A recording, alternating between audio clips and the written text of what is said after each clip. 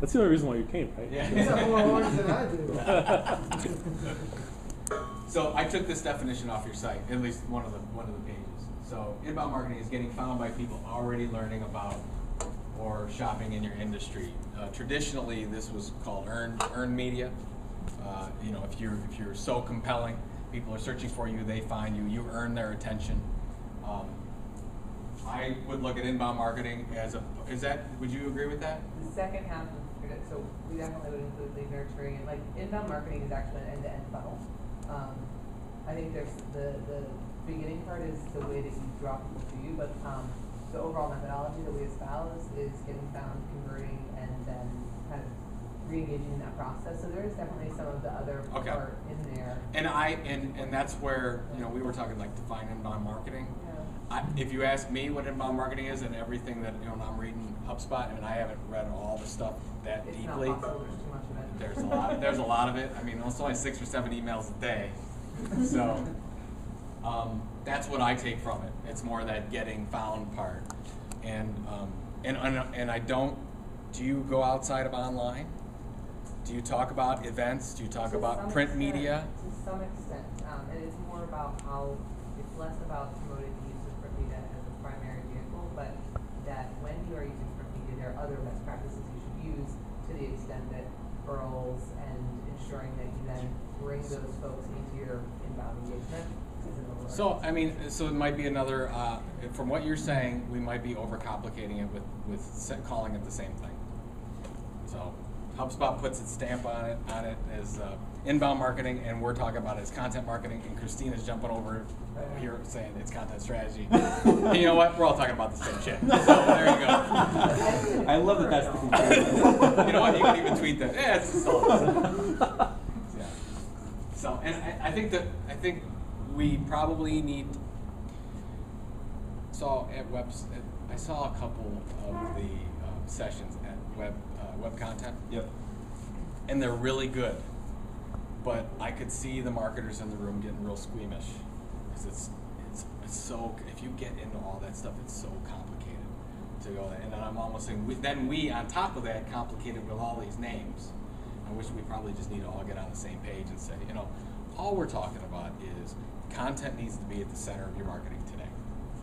We know that to be true. It is the center of everything that we're doing today. It's even at the center of your outbound marketing. Because if you do really good outbound, but your content marketing doesn't work on your site, then you're screwed anyways. Because it's not going to be doing what you want it to do. Were we talking about that before about, landing page? You were talking about landing pages before. I'm sorry, I'm putting you on the spot. That's okay. Yeah. You can come up here. You get on that side and we'll just actually. So anyways, we just need to make it simpler and maybe get on the same page. Here's a question. Yeah. Have you ever run into a company that has the exact opposite problem, that actually talks about themselves too little, gets too much traffic, and when you actually talk to the customer, they have no idea what you do sometimes? We actually run into that problem at HubSpot quite frequently, that people don't even realize we sell software. Have you ever run into something like that? Yeah, because we have the same problem. Like, what do you do? What do you do there?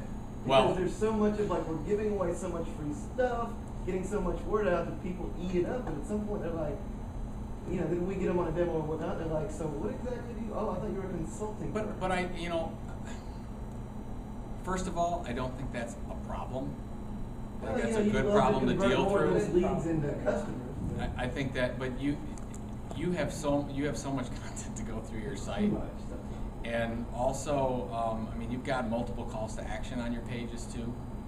So, and I don't know the rationale behind what you're trying to do. You guys know your business and what you're trying to do. I can speak for our situation.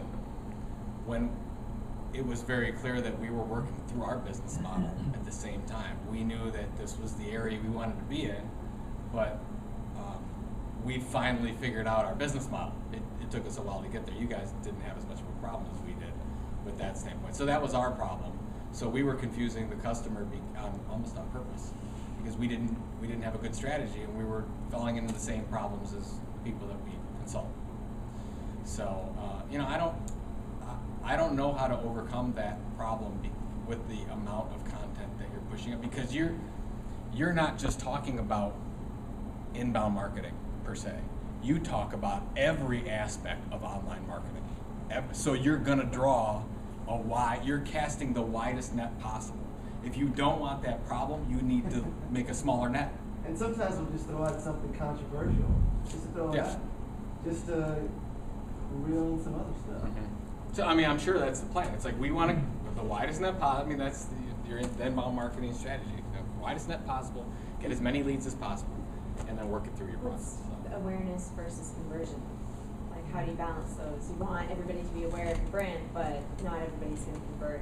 So how do you balance that so you're not overwhelmed with phone calls or inquiries that have nothing to do that are never going to convert? It's a good point. I think that at least the way that I would deal with it from a behavior standpoint is figure out on the pages that you have that you're getting this awareness of figure out what you want them to do. That's what we run into most of all, because they don't. When you look at all the pages, the blog is a really good example of that. You have somebody that says, I want to do a blog. Of course, everybody wants to do a blog. It's sexy to do a blog. We want to talk about all the great things that we're doing.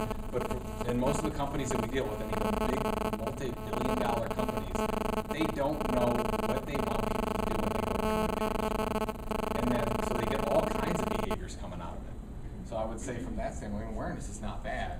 It's fantastic, right? Just figure out from an action standpoint. You don't get inundated with the wrong. I mean, you'd love to get calls if they're the right calls. Right. So, and sometimes there is a necessity to have focus, right? Because you don't want certain calls from certain people. Right. And it just wastes time to do that. I don't know if I even answered your question. No, it's not, And I don't even know if there is an answer to it. I'm really good at asking questions. Not, if you want like specific answers, you can talk to HubSpot.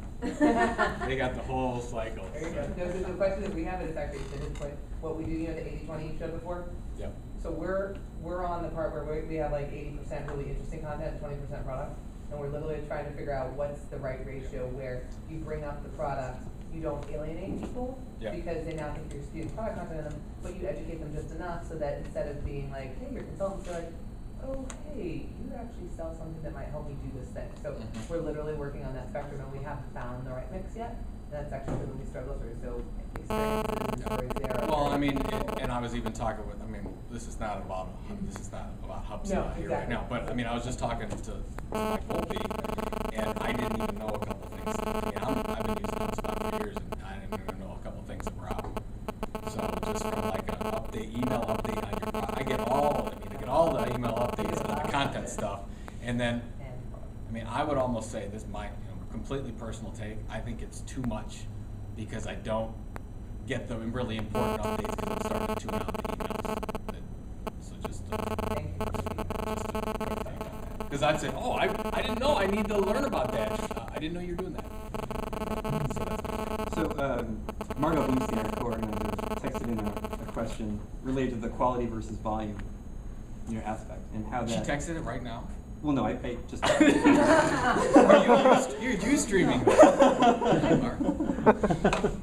So she's wondering, what is the relationship or the trend for the relationship between quality and volume of content and establishing brands, visibility or brand management.